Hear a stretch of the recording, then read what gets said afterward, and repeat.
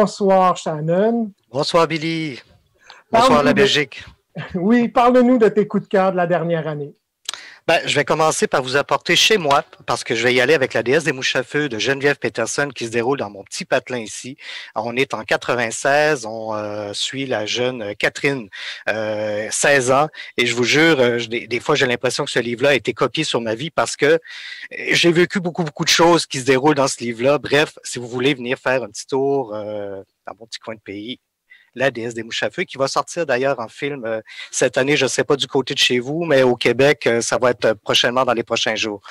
Ensuite, je vous apporte ailleurs, tout à fait ailleurs, au Québec, en Abitibi, où le grand-père de l'auteur a fondé, pas fondé, mais a travaillé à la fondation d'une petite, voyons, je cherche mon mot, d'une petite communauté. Donc vraiment une ville où tout le monde est en communauté. Tout le monde doit travailler, tout l'argent, tout le salaire est mis en commun. Et c'est pour ça qu'on va l'appeler la petite Russie au fil du temps. Donc, on va voir comment ce grand-père-là va évoluer justement dans ce petit coin de pays-là.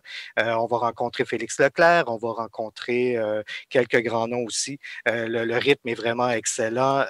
Honnêtement, on voit que Francis Desharnais a beaucoup travaillé la répétition des images et dans cette bande dessinée-là, ça sert énormément. C'est vraiment jouissif. Je dirais, ça ici, c'est la couverture chez nous au Québec que je trouve vraiment superbe, mais je pense qu'aux éditions des paysages, vous avez une couverture qui est vraiment très mignonne aussi. Bref, Coucoum, petit coup de cœur qui date de l'année dernière, mais je vous jure, cette année, c'est incroyable. Ça a été un record de vente, on n'avait jamais vu ça.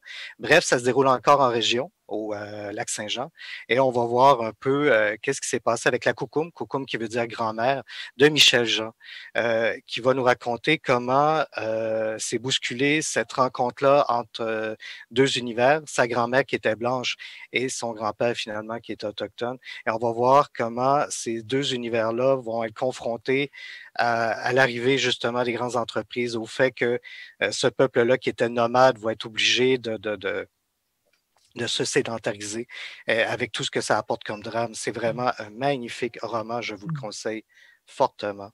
Et évidemment, en pandémie, j'ai été porté à lire beaucoup de livres. J'avais reçu ce livre-là de l'éditeur et honnêtement, ça ne me parlait pas. Je n'étais pas intéressé.